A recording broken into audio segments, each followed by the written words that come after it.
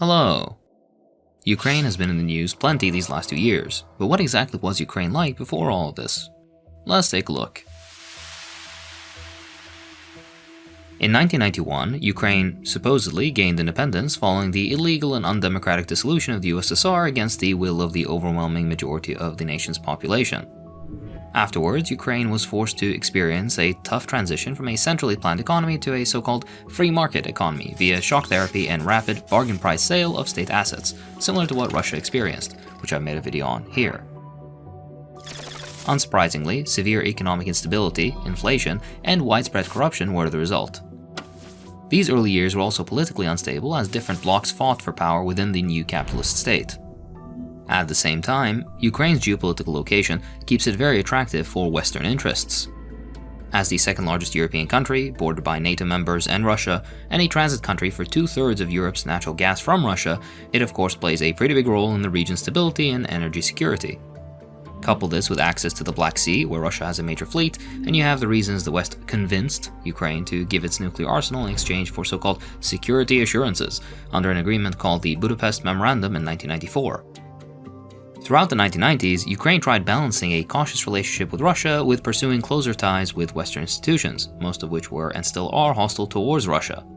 All the while, the country faced soaring inflation, killing living standards and eroding public trust in the new government, unsurprisingly. This caused frequent power changes in Ukraine, but it's not enough of a reason to explain two defining events in Ukraine's modern history. Let's take a deeper look. Since independence, NATO has pursued Ukraine aggressively, hoping to bring it into the Western sphere of influence, which basically means becoming a vassal state. First, it made Ukraine the first nation to join the hilariously titled Partnership for Peace, a NATO program in 1994, followed by two other NATO-Ukraine structures in 1997 and the 2000s. These partnerships were aimed at forging closer security ties and enhancing Ukraine's defense capabilities, which is of course just code for total reliance on NATO and its productive centers, mostly the US. Despite these mostly backroom deals, public support in Ukraine for NATO membership has, historically speaking, been pretty low. For example, a 2008 poll showed that 55% of Ukrainians opposed joining NATO, while only 22% were in favor. Of course, the desires of the Ukrainian population have always been a headache for Ukrainian politicians who sought closer ties with NATO. Moving on though, politically Ukraine swung wildly between Western and Russian aspirations, hence its slightly confusing foreign policy over the years. In 2010, President Viktor Yanukovych adopted a non-bloc status, meant at improving relations with Russia, which was later abandoned for a renewed push for NATO support. In addition to the Budapest Memorandum, a trilateral agreement between the US, Russia, and Ukraine signed in January 1994 committed the US to providing Ukraine with millions in financial assistance for dismantling its nuclear forces and storing fissile material. On the other side, Ukraine got low-enriched uranium fuel rods from Russia as compensation. This agreement made Ukraine one of the largest recipients of American assistance at the time. While this aid was crucial during Ukraine's early post-Soviet years, with Ukraine still doing horribly despite it, it came with strings attached, unsurprisingly. The US has claimed as a matter of foreign policy that a stable and secure Ukraine is essential for a stable and secure Europe. In 2016 though, the establishment of the, and excuse me for the mouthful, Vice Presidency of the Government for European and Euro-Atlantic Integration of Ukraine, dogshit name, let's just be honest, this made Ukraine's pro-Western stance very clear. This policy was reinforced by constitutional amendments in 2019, which would embed NATO and EU membership as strategic goals to actively pursue, and of course this was pushed through by EU and NATO-backed groups within Ukraine. Back to the video in just a minute. Let's hear from today's sponsor, Incogni. Information online can expose you to a wide range of dangers, from scams and identity theft to online harassment and stalking. Data breaches worldwide dump sensitive data online, and the number of victims of identity theft has gone up 42% since 2021. Everything from your name, social security number, login credentials, home address, location history to your online activity can end up on online databases. Anyone motivated enough can access your personal information using people search sites. Many data brokers sell bulk data to companies targeting vulnerable and disadvantaged groups. With enough data, huge loans have been taken out under people's names without them ever even knowing. It's not all just nefarious actors either. Health insurance companies could actually raise your rates based on your online activity, for example. All of this is problematic. So now you've heard the issue. Let's get to the solution. Incogni. Incogni reaches out to data brokers on your behalf, requests your personal data removal, and deals with any objections objections from their side. Through an automated process, Incogni will make sure that your data stays off the market by conducting repeated removal requests. Whenever a new record pops up on a data broker site, Incogni will automatically take care of it. That's what makes Incogni's yearly subscription especially great. Incogni will continue protecting your data privacy for as long as you use the service. For my viewers, use the link below to get an exclusive 60% off an annual Incogni plan. How do you get started? First, create an account, grant Incogni the right to work for you by contacting data brokers on your behalf, and kick back as Incogni requests your personal data removal, handles any objections from data brokers, and keeps you updated on their progress every step of the way. So, what are you waiting for? Click my link in the description, get your 60% off an annual Incogni plan, and start protecting your data today. Thanks to Incogni for the sponsorship. This allows me to pay my editor fairly, which is much appreciated. Alright, back to the video.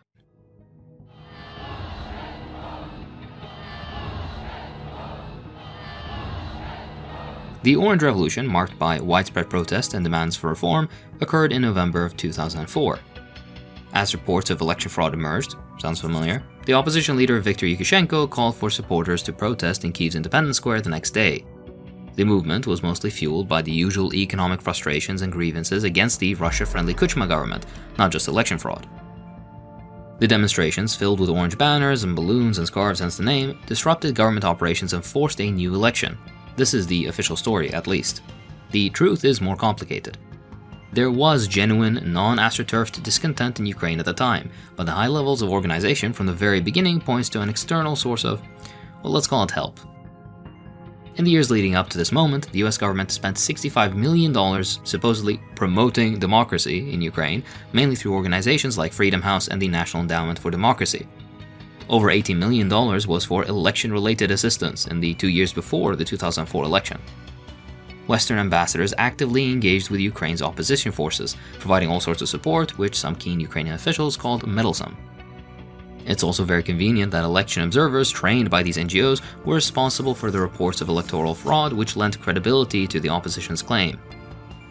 Diverse methods were used to engage the public, like public transport posters and internet-organized rock concerts to attract younger voters.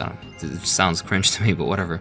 In the end, though, the leaders of the Orange Revolution would go on to squander their political capital by squabbling over power and property, paving the way for the next so-called revolution.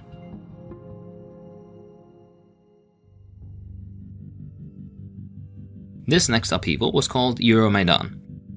The official story goes like this. These protests began in late 2013, triggered by President Viktor Yanukovych's decision to reject an association agreement with the EU in favor for closer ties with Russia. Demonstrators saw this move as a betrayal. The decision sparked widespread outrage among Ukrainians who were already frustrated with corruption and nepotism.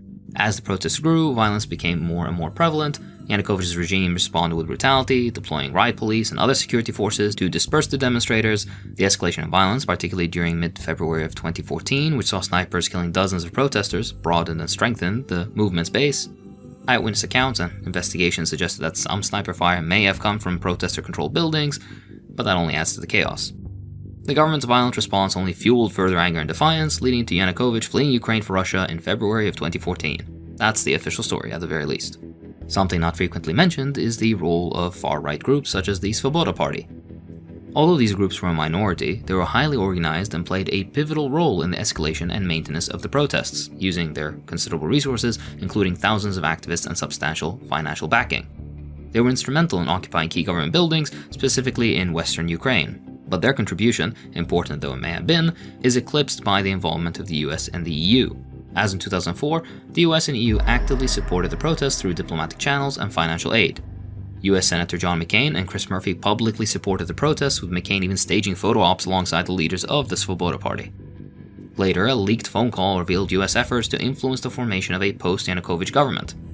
Poland likewise played an active role, with Polish politicians and civic activists highly visible during the protests, providing material support, direct aid, and diplomatic pressure within the EU to support Ukraine's integration within so-called European norms. Interestingly, though an attempt at steering Ukraine towards an EU future and away from Russian influence, the meddling of the West was still in part seen as a manipulation of Ukraine's political sovereignty. Imagine the inverse for a second though. Russia providing diplomatic and organizational aid with vocal political support for this or that group within, for example, Mexico. Russian leaked calls showing them basically picking who will be in the post-coup government, maybe one or two of them even being Russian citizens themselves. Wouldn't you doubt the authenticity of such a movement? Just food for thought. Before we move on though, I should mention that Russia wasn't just sitting idly by during this time. Russia conducted covert and overt operations during Yanukovych's presidency and later on in Crimea and Donbass. The scale of Russia's intervention in Ukraine around this time dwarfed previous attempts to influence Ukraine's politics in their favor.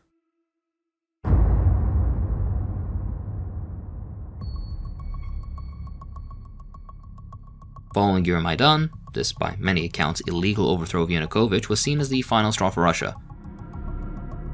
Russia responded by taking Crimea, which they feared could host a NATO naval base in the future, and worked to further destabilize Ukraine until it abandoned its efforts to join the West. Since the mid-1990s, Russian leaders have strongly opposed NATO enlargement, viewing it as a direct threat to them and their interests.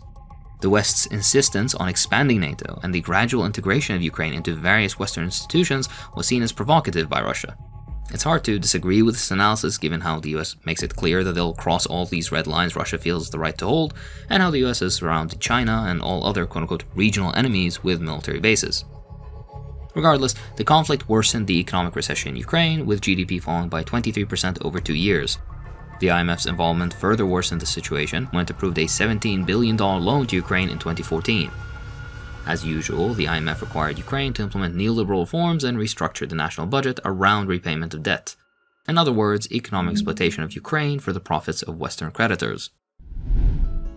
In some more detail, confusing fiscal legislation, high tax rates, and preferential treatment for oligarchs severely harmed Ukraine. For instance, the 2011 tax code reduced corporate income tax from 25% to 16% and VAT from 20% to 17%, yet payroll tax remained very high at 50%, placing even more of the tax burden on the working class. Laws passed in favor of the new ruling class in Ukraine originate as far back as 1991. Privatization benefited big businesses and was dominated by oligarchs to the detriment of the Ukrainian economy as a whole as inequality continued to skyrocket.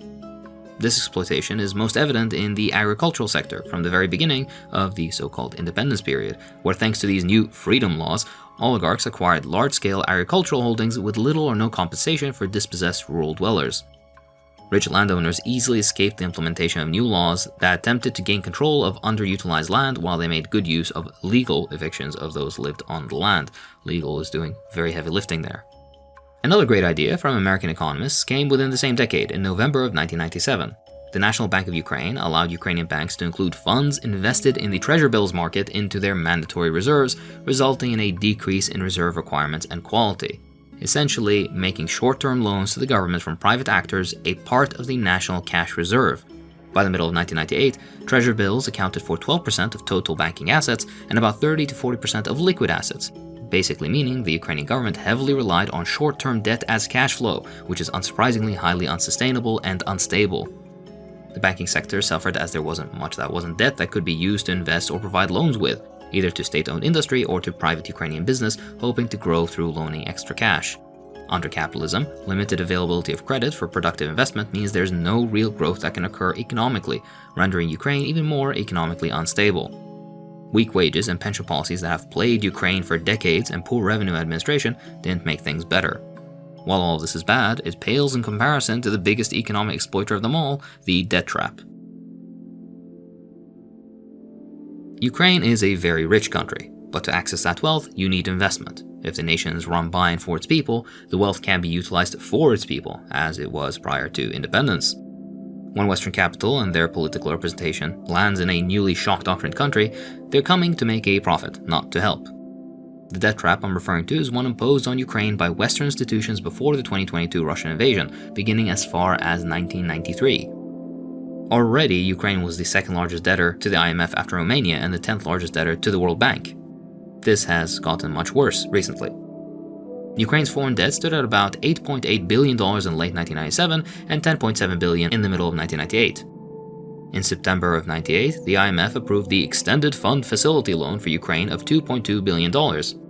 Very quickly, the government started to have problems not only with the new deficit financing, but also with rolling over the existing stock of debt they already had. The IMF's stringent conditions included the usual sell-off public assets, as well as fixing the exchange rate, resulting in another death blow to Ukrainian manufacturing and insufficient official reserves, which would force the country to take out, you guessed it, more loans. Another one-year, $600 million loan followed in 2004, and a two-year, $16.4 billion loan was generously provided in 2008. In July of 2010, the IMF provided a $16.5 billion loan, which required the already economically struggling country to increase household utility prices and to reduce state subsidies and pensions, something the relatively old general population of Ukraine relied on as wages were abysmally low and with no tie to inflation. Prior to these conditions, Ukrainians were only paying 20% of the cost of imported gas. This IMF-imposed change led to a 50% increase in household utility prices in August of 2010, with further increases planned but postponed ahead of the 2012 parliamentary elections. I can't imagine why. By the end of 2013, Ukraine's public debt was 41% of GDP. The IMF's 2014 report projected that debt would reach 68% of GDP by the end of 2014. Basically, Ukraine was borrowing just to keep the country and government running because the currency was more and more worthless and there were no other funds they could tap into, a problem the IMF caused. The debt to GDP ratio is expected to reach between 99% and 134% by 2016, but to paint a bright picture for creditors, the IMF believed Ukraine would likely default on their debt obligations long before reaching these levels. By the end of that same year, Ukraine's international reserves dwindled to a weak $7.5 billion, which is less than half of what the US spends on its military per day. In 2020, the IMF forced Ukraine to open up its land market for sale, lifting a 19-year ban on the sale of farmland as a condition for another $8 billion loan. This move was another step towards selling Ukraine to Western agribusiness, which would further consolidate ownership of land and intensify large-scale industrial agriculture in Europe's breadbasket at the expense of Ukrainian farmers. It gets worse, but you get the point by now. Force a loan through sketchy politics, impose the selling off of public and productive assets to private interests, watch money fall through corrupt holes or be simply used to continue the functioning of the country as all the productive money-making stuff goes to private hands, rinse and repeat. Hopefully, even from just this cursory overview, you see the leading role these institutions play in exacerbating Ukraine's debt crisis.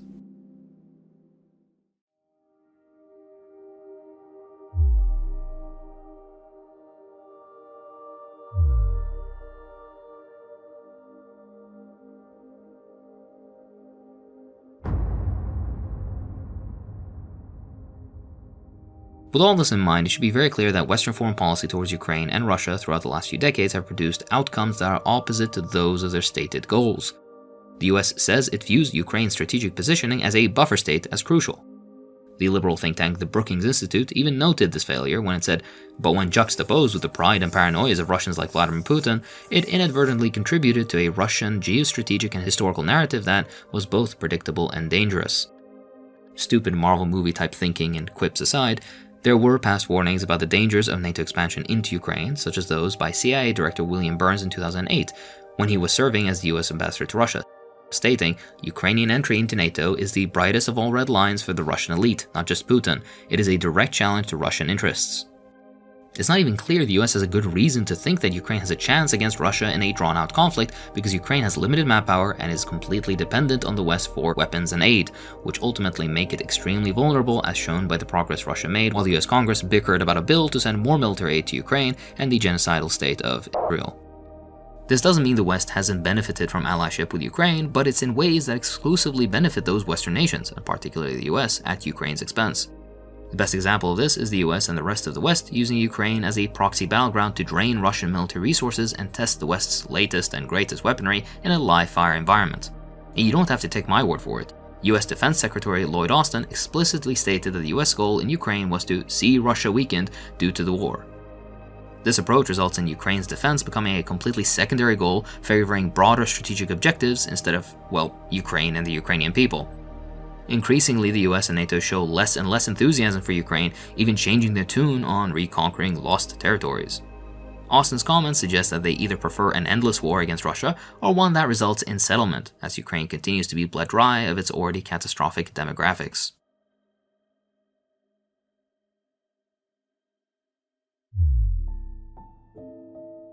Ukraine is an example of the total failure of neoliberal policies Western institutions and nations are so insistent on implementing in states they can easily exploit via economic shock treatment. For the 3 decades prior to the Russian invasion until today, a complete lack of care for the people of Ukraine has been evident, as Ukraine is dismantled for parts sold in flash sales for the benefit of capital abroad.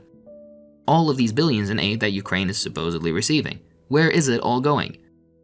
Despite fighting separatists since 2014 and Russia since 2022, the humanitarian aid sent to Ukraine is shockingly low compared to the vast military support they get. The United States, of course, leads this imbalance, offering $9.4 billion in humanitarian aid while pouring $70 billion into military efforts. The European Union, despite surpassing the US in overall support, shows a similar pattern despite being more directly affected by the war. The EU's humanitarian aid stands at $30.5 billion, but its financial and military commitments nonetheless dominate. Germany, Canada, the UK, Denmark, Norway, it doesn't matter. This imbalance reflects a broader tendency among Western nations to prioritize profits for the various companies involved in the military-industrial complex over essential humanitarian support. Remember, most of this money in military aid isn't going to Ukraine. It's tax money or finance capital used to subsidize shipment orders from weapons industry that might eventually go to Ukraine.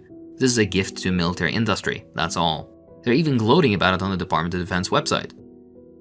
This overwhelming focus on arming Ukraine during a preventable war over the needs of Ukrainians, or God forbid diplomatic solutions to the conflict, shows profound neglect of the essential humanitarian needs and well-being of the Ukrainian people.